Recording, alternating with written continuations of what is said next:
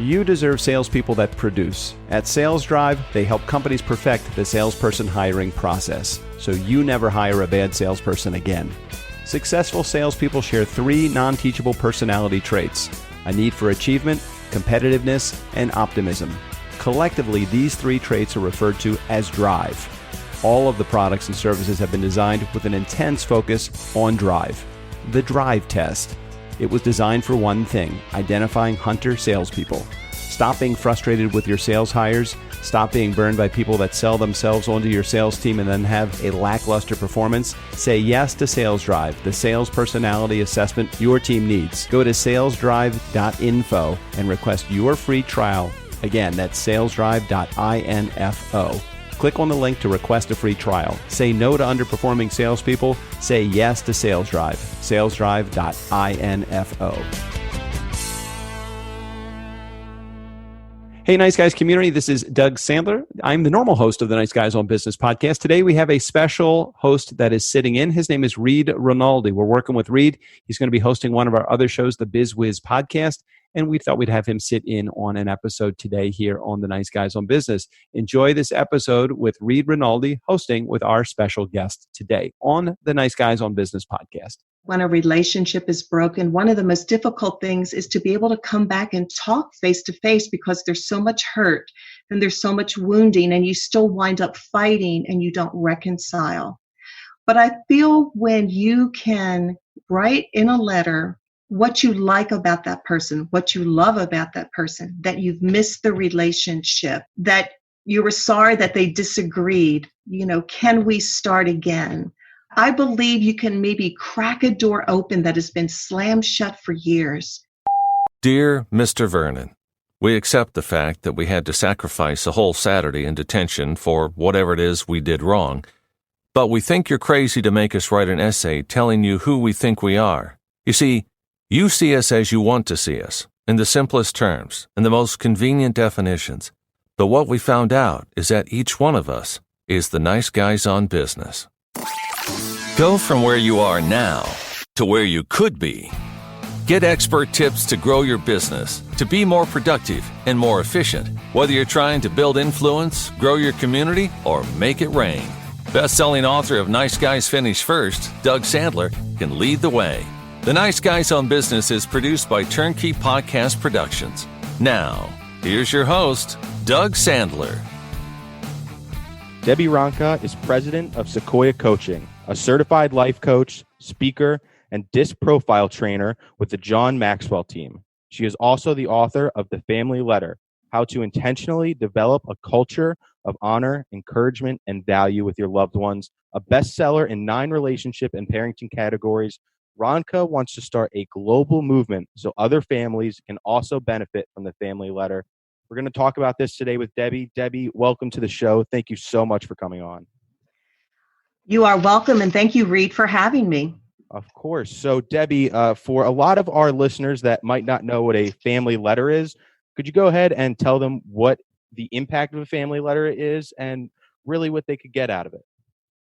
That's a great question, Reed. The family letter was basically something that we started as a tradition in our family years ago when our kids were growing up.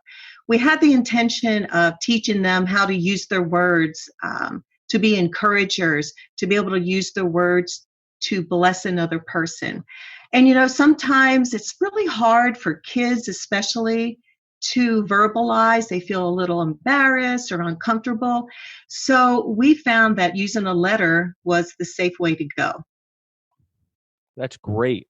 So I myself actually have done something like a family letter before in my family. It's not quite what you do, but it really helped teach me how to express myself to my family in a healthy way and really be able to communicate and open a lot of doors. Is that the same hope that you are looking for with your letter?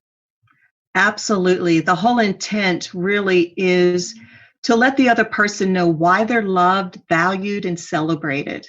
And when you hear that from other family members, it really just builds this wonderful foundation of trust and a connection and a bond.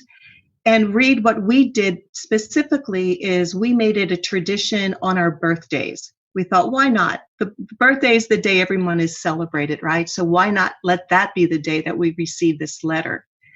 And so we taught our children from the time they were young. And of course, we made the intent that had to be in the letter simple so they could do it. And when I speak at women's events, I always tell the moms, don't worry about the grammar. Don't worry about the punctuation. You're teaching them how to use their words. And you don't ever want to make them feel it has to be perfect because it's coming from their heart.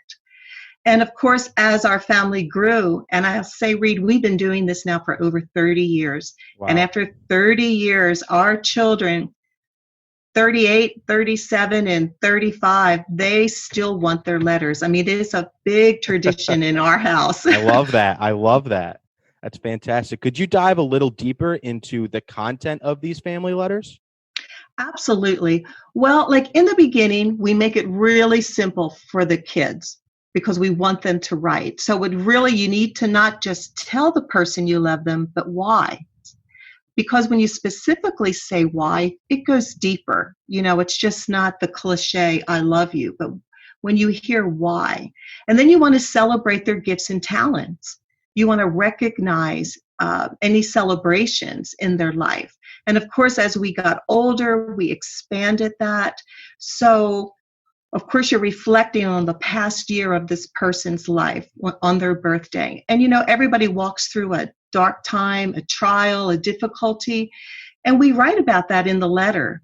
Like, geez, Jonathan, I remember when you were going through that difficult relationship and the way that you handled it really made us proud of you. You showed a lot of kindness and compassion. And so we actually recognize and encourage the person how they walk through difficult times as well. That's really nice to hear. I think a struggle that a lot of families go through, not just with something like this, but milestones for any of their children is, when do we start? When do we put them on a bike? When do we teach them how to do this? When would you say is a good time to get your children to start being engaged in this? When we started the letter read, our children were 5 and 7. Wow. And then we had, and I remind you, like, the letters were short, but they were learning how to communicate. And we had our third child, and when he turned 5, we would always do this moment of writing our letters and reading the letters at our dining room table. So he grew up hearing his father receive letters, his mother, his brother and sister. So when he turned 5, he said, I want to do letters. I want in. And so he actually turned from the observer to the writer. So he started as early as 5. And I believe the power in it, Reed, is the consistency. Like, we chose birthdays. And so we know every birthday we're going to gather and have letters. And of course, being a mother and a father, we've added the Mother and Father's Day letter in there too. Oh, of course. You have to make sure that you get a little extra recognition for all the hard work you do for raising all your children. It's the best gift to receive, really. I love those letters. Absolutely. So I think, like anybody else, not all of our lives are rainbows and lollipops, right? Everybody kind of goes through a hard time, and sometimes that hard time is reflected onto our family. How can the letter be used as a catalyst for accomplishing forgiveness or even reconciling some things in the past? One of the best ways that I think you can open up the line of communications is through the power of a letter. I would think that you would agree with me, Reed. Don't you feel that when a relationship is broken, one of the most difficult things is to be able to come back and talk face to face, because there's so much hurt and there's so much wounding, and you still wind up fighting and you don't reconcile. But I feel when you can write in a letter what you like about that person, what you love about that person, that you've missed the relationship, that you were sorry that they disagreed, can we start again? I believe you can maybe crack a door open that has been slammed shut for years. And that could be the beginning of the communication, because it's a safe place to see if you can open that door again. And we have a great story with our children. They were 7 and 5 at the time. At that time, we were doing Christmas letters as well. And you know how children are. They argue, they fight, and they wrote their letters, and nobody knows what's written in the letter till you read it. And my daughter wrote a letter to her brother saying that she was so sorry that he was mean to her, and she wished that he could be a nicer brother. And my son, in his letter to his sister, wrote, I know I haven't been a great brother, and I know I've been hard on you. I'm really sorry. And when they both read their letters, they looked at each other and they ran over and they hugged each other. That is and adorable. The letter gave the voice to the problem. And so I know if children can do that, I really believe adults can do that. And, you know, in this crisis time, Rita, I'm really thinking hearts are being tenderized. A lot of people are quarantined. A lot of people are thinking about really what is important in life now. This may be a great time to write that letter to that broken relationship and try to restore it. Absolutely. I think as many people would agree with me, family is very important, especially during these times. That's really who you're going to hold dear, who you have close. I know I personally have been talking to my mother way more than I have before during this little lockdown. But I'm sure this letter can go even further past your family, can it not? Absolutely. You know, I believe everybody in life should receive a letter from someone. So I really think if you sat down and thought about it, you may have that teacher, that mentor, that business partner, that neighbor, that friend, somebody who's impacted your life that you could just take the time and write them a letter to let them know how they impacted your life. It would mean the world to them. Of course, I think everybody deserves a little recognition for all the hard work they put into relationships, even if things aren't going well. It's really nice. And I agree, opening up that door is a good way to allow more emotions to flow through and a more open communication channel. Absolutely. And there was a young lady who purchased my book, and she chose to write a letter to her neighbor.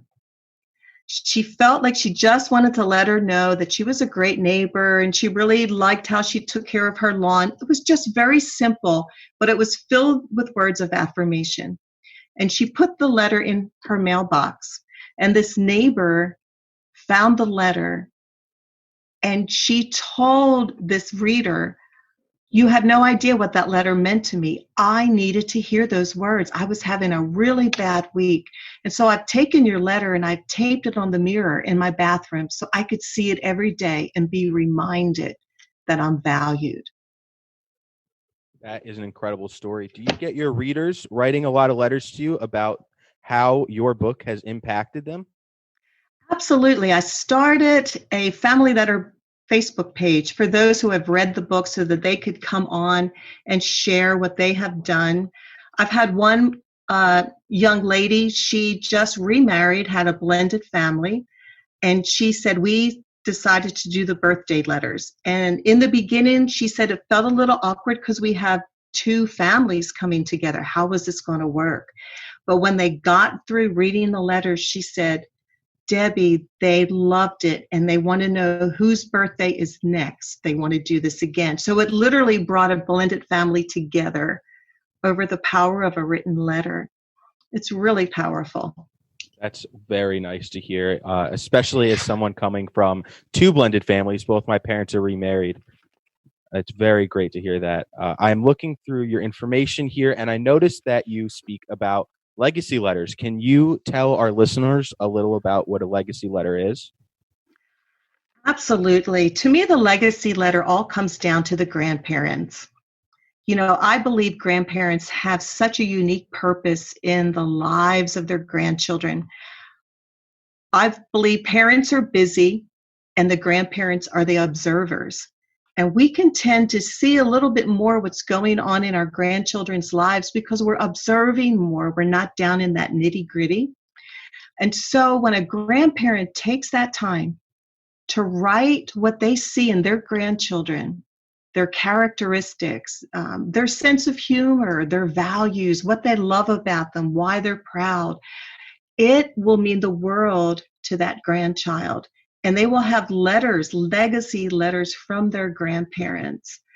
It will just be something that'll be a treasure for years to come.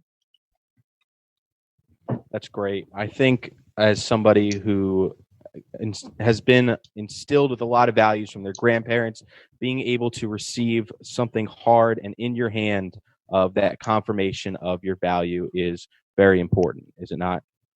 It is. It's so important. In fact, I'll tell you a cute story. Our grandson,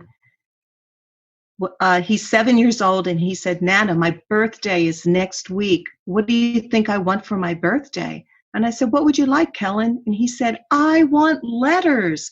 And he just put his hands over his head. "I want letters."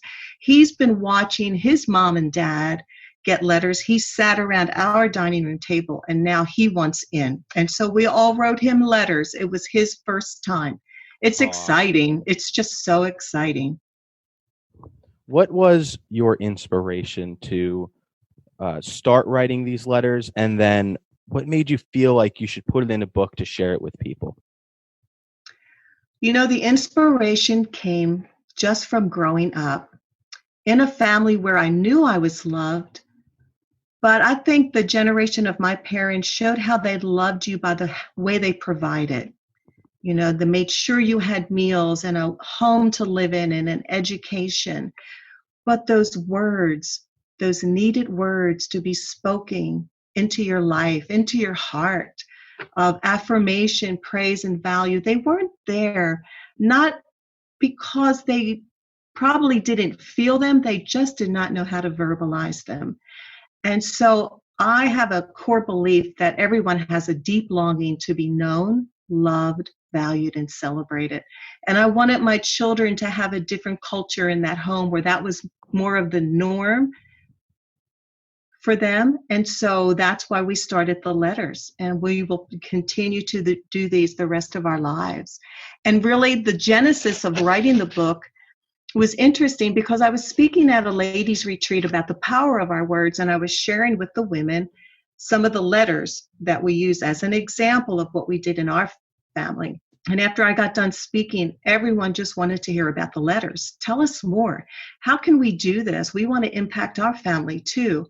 And out of that, someone said, "Gosh, Debbie, why don't you just write a how-to book? Tell us how to do it." And that's really how it all started.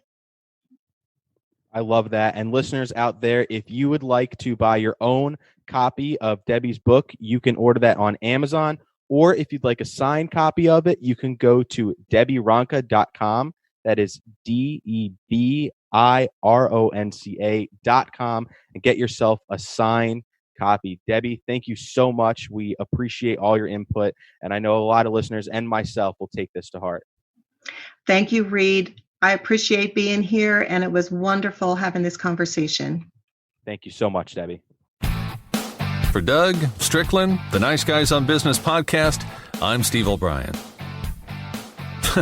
130 plus episodes and still no residual check. Nice. Actually, not nice.